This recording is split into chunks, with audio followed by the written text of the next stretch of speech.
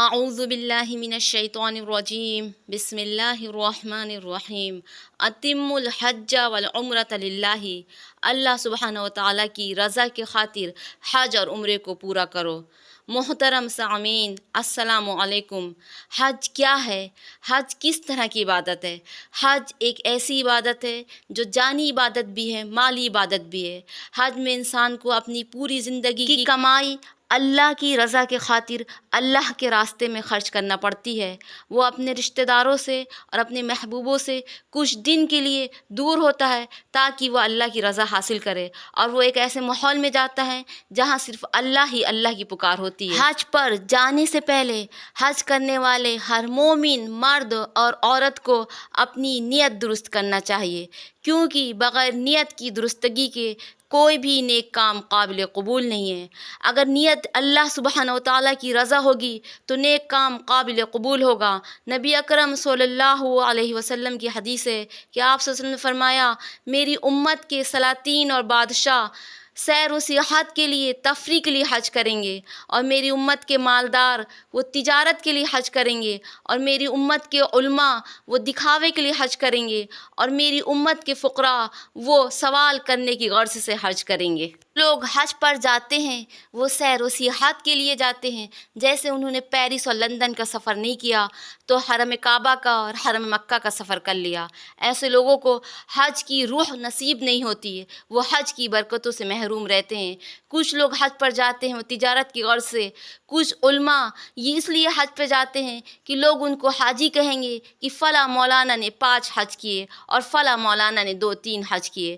حج پر جانے سے پہلے انسان کو اپنی نیت درست کرنا بہت ضروری ہے۔ آیت میں اللہ سبحانہ و تعالیٰ نے فرمایا، وَأَتِمُّوا الْحَجَّ وَالْعُمْرَةَ لِلَّهِ، صرف اور صرف اللہ سبحانہ و تعالیٰ کی رضا حاصل کرنے کے خاطر حج اور عمرے کو پورا کرو۔ ہر عبادت شروع کرنے سے پہلے آپ نیت کرتے ہیں۔ حج کا سفر شروع کرنے سے پہلے محرم کو اور احرام پہننے سے پہلے محرم کو اپنی نیت درست کرنی چاہیے، اور نیت صرف اور صرف اللہ سبحانہ و تعالیٰ کی رضا ہونی چاہیے۔ حج کے دوران احرام باندھنے والے کو یعنی محرم کو جو چیزیں کرنا منع ہے ان میں سے 3 خاص چیزیں یہ ہیں۔ سب سے پہلی چیز یہ ہے کہ وہ زبان سے کسی شخص کو کوئی تکلیف نہ پہنچائے۔ دوسری چیز یہ ہے کسی جانور کو نہ مارے، نہ اس کو زخمی کرے، نہ اس کا شکار کرے، اور نہ شکار کی طرف اشارہ کرے۔ تیسری چیز ہے لذت اور آرائش کی چیزوں سے پرہیز کرے، مثلا ناخن کاٹنا، بال سنوارنا، سلا ہوا کپڑا پہننا اور خوشبو لگانا، اور ازدواجی تعلقات قائم کرنا۔ کسی معاشرے میں کچھ لوگ ایک ساتھ مل جل کر رہتے ہیں تو ان کو ایک دوسرے کی سب کڑوی کسیلی باتیں سننا پڑتی ہیں، اور ایک دوسرے کو جو تکلیف پہنچتی وہ زبانی سے پہنچتی ہے۔ لہٰذا حج میں یہ مواقع بہت نظر آتے ہیں۔ حج میں ایک بڑا مجمع ہوتا ہے، بہت بھیڑ ہوتی ہے، ایک دوسرے میں دھکم دھکی ہوتی ہے، تو اللہ سبحانہ و تعالیٰ نے پہلے ہی منع کر دیا کہ حج میں زبان سے کسی کو تکلیف نہ پہنچانا، کسی مسلمان کو اور کسی مومنہ کو تکلیف نہ پہنچانا۔ اگرچہ تمہاری غلطی نہ ہو، تم بے قصور بھی ہو، لیکن حج کے سفر میں سب سے پہلی بات یہ ہے کہ بغیر غلطی کے اگر تمہیں کوئی اذیت پہنچائے یا تمہیں کوئی تکلیف پہنچائے تو تم اس کے جواب میں اس کو کڑوی کسیلی باتیں نہ کہنا، نہ اس سے کچھ جھگڑا کرنا۔ یہی تربیت اللہ سبحانہ و تعالیٰ حج کے دوران دینا چاہتا ہے۔ یہ چیزیں عام دنوں میں بھی منع ہے، کسی سے جھگڑا کرنا، کسی کو گالی دینا یا زبان سے کسی کو تکلیف پہنچانا، لیکن حج میں اللہ سبحانہ و تعالیٰ نے اس کو ایک تربیت بنا دی، اس کو ایک مہم بنا دیا کہ دوران حج تمہیں بار بار ایسے حالات سے سامنا کرنا پڑے گا کہ تم خاموش بیٹھے ہوئے اللہ کا ذکر کر رہے ہوگے، تم خاموش بیٹھے ہوئے اللہ کی عبادت کر رہے ہوگے، سجدے میں ہوگے، نیت باندھے ہوگے، نماز پڑھ رہے ہوگے، اور لوگ تمہیں پیچھے سے دھکا دیں گے، لیکن تم بے قصور ہوگے، اس کے بعد بھی تمہیں کسی کو اف نہیں کہنا ہے، کیونکہ اف کہو گے تو تمہارے حج میں کمی آ جائے گی، تمہارے حج کا ثواب کم ہو جائے گا، تمہارا اتنا لمبا سفر جو زندگی میں ایک بار ہوتا ہے، جس کو تم سینکڑوں اور ہزاروں روپے خرچ کر کے کرتے ہو، وہ بیکار ہو جائے گا۔ یہ اللہ سبحانہ سبحانہ وتعالیٰ کی مصلحت یہ ہے کہ اللہ سبحانہ وتعالیٰ انسان کو تربیت دینا چاہتا ہے کہ اتنی بھیڑ میں جب تم لوگوں کی تکلیفیں برداشت کرتے ہو تو اپنے گھر میں بھی جب تمہیں کسی ایسی شخصیت سے سامنا کرنا پڑے جو تمہیں ناگوار گزرتی ہو تو اس کو کڑوی کسیلی بات کہنے سے پرہیز کرو، اپنی زبان کی حفاظت کرو، کیونکہ زبان کی حفاظت انسان کے ایمان کا پورا حصہ ہے۔ آدمی فحش باتیں اپنی زبان سے نکالتا ہے جو دوسروں کے لیے دل خراشی کا باعث ہوتی ہیں، اور وہ دوسروں کو برے الفاظ سے یاد کرتا ہے اور نازیبا کلمات بول کر ان کی بےآبروئی کرتا ہے اور بات چیت کے دوران سخت کلامی پر اتر آتا ہے۔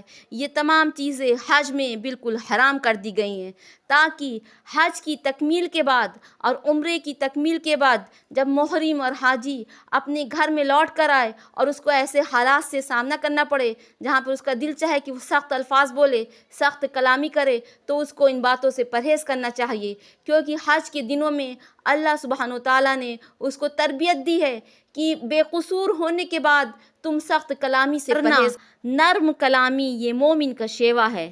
حدیث میں نبی اکرم صلی اللہ علیہ وسلم سے پوچھا گیا حج کیا ہے، تو آپ سے اس نے فرمایا حج لوگوں کو کھانا کھلانا ہے اور ان سے نرم گفتگو کرنا ہے۔ آدمی پہ یہ بات فرض ہے کہ وہ کسی انسان کو نہ ستائے، کسی جاندار کو نہ ستائے، کسی مومن کی دل شکنی نہ کرے، اور اللہ تعالیٰ نے حج کے دوران شکار کرنے کی ممانعت کی۔ اس حکم کو اس لیے بڑھا دیا تاکہ حج کے دوران جب وہ جائز چیزوں سے رکا رہے گا تو حج پورا کرنے کے بعد وہ ناجائز چیزوں سے آ کے رکے گا اور اپنی زبان کی حفاظت کرے گا۔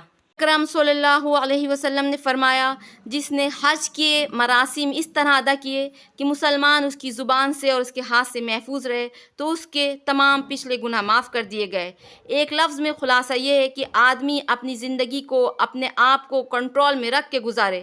حج کے سفر میں اس قسم کی پابندی کو زندگی کے لیے خصوصی طور پر تربیت کا ذریعہ بنا دیا جاتا ہے۔ حج کے دوران لذت آرائش کی چیزوں کو بھی ممنوع قرار دیا گیا ہے۔ حج کا عمل احرام سے شروع ہوتا ہے، اور احرام ایک سادہ لباس ہے، ایک سفید تہمد اور ایک سفید چادر ہے جو حرم کی حدود میں داخل ہوتے ہی ہر حاجی اور ہر زیارت کرنے والے کے لیے ضروری ہو جاتی ہے۔ احرام گویا ایک قسم کا فقیرانہ لباس ہے جو زیارت کعبہ کے لیے پہنا جاتا ہے۔ یہ ایک پہلی علامتی تدبیر ہے جس کے ذریعے سے خدا اپنے بندوں کو یہ احساس دلاتا ہے کہ سارے انسان برابر ہیں۔ جن ظاہری چیزوں کی بنیاد پر لوگ ایک دوسرے پر فخر کرتے ہیں یا کسی کو اونچا یا کسی کو نیچا سمجھتے ہیں، وہ سب خدا کی نظر میں سراسر باطل ہیں۔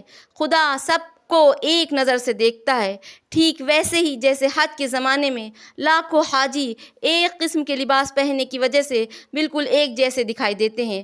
گویا حج کا احرام اسلام کے اس اصول کا ایک عملی نمونہ ہے کہ سب انسان برابر ہیں۔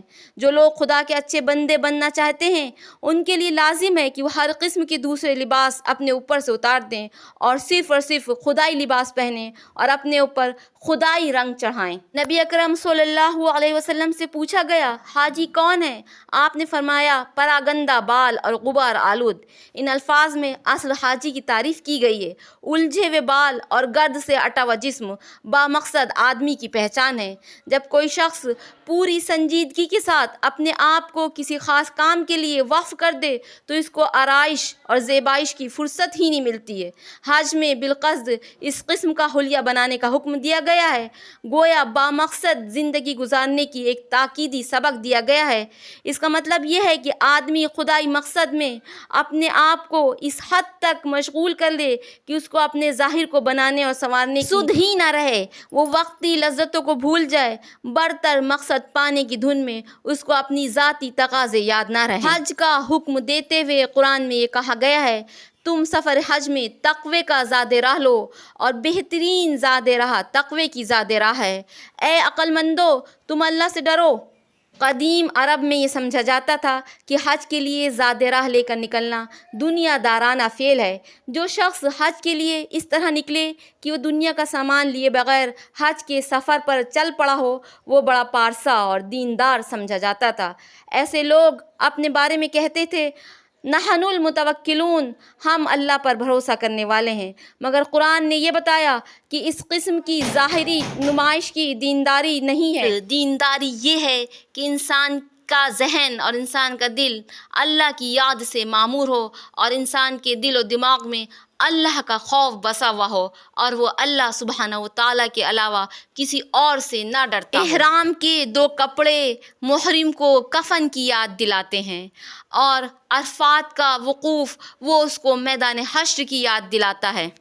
حاجی جب حج کرتا ہے اور اپنے گھر سے نکلتا ہے تو اس کو یاد دلایا جاتا ہے کہ ایک دن ایسے ہی وہ اپنے گھر والوں کو چھوڑ کر اللہ سبحانہ و تعالیٰ سے حقیقی ملاقات کے لیے موت کا سفر کرے گا، جو اس کی زندگی کا آخری سفر ہوگا۔ اس سفر میں اللہ راضی ہوا تو یہ سفر کامیاب، اور اگر اس سفر میں اللہ سبحانہ و تعالیٰ ناراض ہوا تو یہ سفر ناکام۔ اللہ سبحانہ و تعالیٰ جتنے بھی حاجی اس سال حج کرنے جا رہے ہیں ان کو سچی نیت کے ساتھ اور حج مقبول کی توفیق عطا فرمائے۔ وما علینا الا البلاغ، والسلام علیکم ورحمۃ اللہ وبرکاتہ۔